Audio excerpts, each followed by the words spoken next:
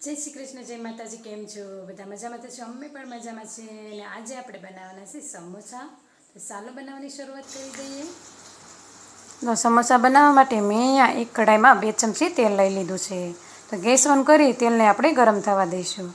તેલ ગરમ થઈ જાય ત્યાર પછી તેમાં અડધી ચમચી વઘાણી ઉમેરશું અને આદુ મરચાં લસણની પેસ્ટ ઉમેરી સરસ રીતે સાંતળી લઈશું. સરસ રીતે સાંતળાઈ જાય પછી તેમાં અડધી ચમચી હળદર, સ્વાદ પ્રમાણે મીઠું, લાલ મરચું પાવડર, ધાણા જીરું પાવડર અને અડધા લીંબુનો રસ ઉમેરી દઈશું.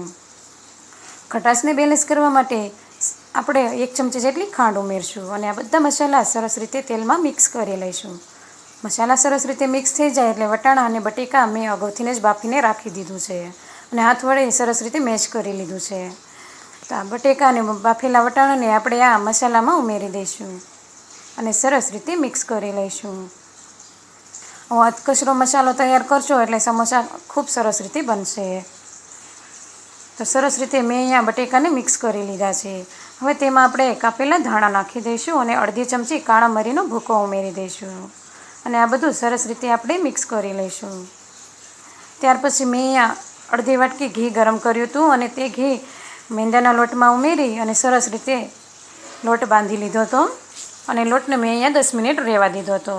તો ઘીવાળા હાથ કરી અને સરસ રીતે લોટને આપણે મસળી લેવાનો છે અને તેમાંથી આપણે એક લુવો કાપવાનો છે. તો તમે જોઈ શકો છો કે મેં કેટલો કઠણ લોટ રાખ્યો છે. આપણે સાવ ઢીલો લોટ નથી રાખવાનો. તો એક લુવો લઈ અને સરસ રીતે ગોળી વાળી દઈશું અને થોડો કોરો લોટ ભભરાવી સરસ રીતે લાંબી રોટલી વણી લેવાની છે. સમોસા બનાવતી વખતે આપણે ગોળ રોટલી નથી રાખવાની, લાંબી જ રાખવાની છે. રોટલી વણાઈ જાય પછી ચાકુની મદદથી આપણે વચ્ચે કટ લગાવી દઈશું. વચ્ચે કટ લાગી જાય પછી આપણે અડધી રોટલી લઈ લઈશું અને વચ્ચેથી વાળી અને સરસ રીતે સમોસાનો આકાર આપી દઈશું. સમોસાનો આકાર આપી અને હાથની મદદથી સરસ કિનારીએ બધે દબી દેવાનું છે જેથી કરીને તળતી વખતે તે છૂટી ન પડી જાય. તો સરસ રીતે આપણે દબાઈ જાય ને પછી આપણે તેમાં 1 થી 1.5 ચમચી બટેકાનો મસાલો ઉમેરવાનો છે અને બટેકાનો મસાલો આપણે ઉમેરી તેને હાથની મદદથી સરસ રીતે સેટ કરી દેવાનો છે. સરસ રીતે મસાલો મેં અહીંયા ભરી લીધો છે. જો 1.5 ચમચી મસાલો ઉમેર્યો છે. જો તમારે મોટા સમોસા બનાવવા હોય તો તમે મોટી રોટલી વણી અને મોટો આકાર આપી શકો છો. તો વચ્ચેથી આવી રીતના સમોસું વાળી અને કિનારે બધે દબી દેવાની છે. તો પહેલાં આંગળીઓની મદદથી બધી જ કિનારીઓ દબી દીધી છે અને પછી સરસ રીતે હાથની મદદથી આપણે આ કોર બધી દબી દેવાની છે. તો એકદમ પરફેક્ટ સમોસાનો આકાર આવી ગયો છે. તો તમે જોઈ શકો છો કેવું મસ્ત સમોસું ભરીને રેડી થયું છે. તો તેવી જ રીતના આપણે બીજું સમોસું પણ ભરવાનું છે.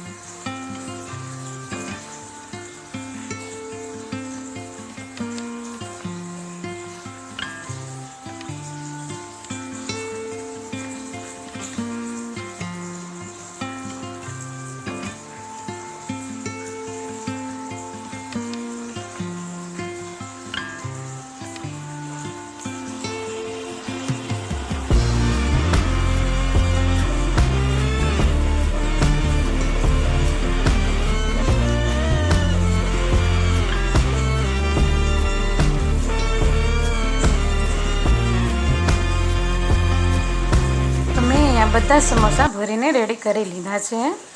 તો હવે આપણે ગેસ ઓન કરી અને તેલ ગરમ થવા રાખી દઈશું.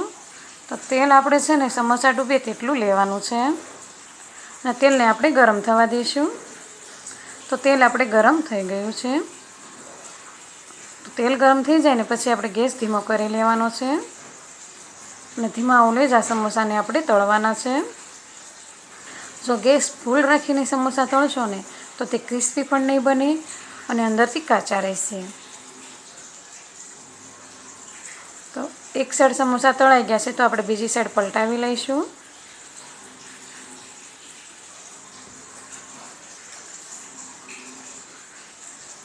અને ધીમી આંચ ઉપર સરસ રીતે આપણે ક્રિસ્પી થાય ત્યાં સુધી તળવાના છે.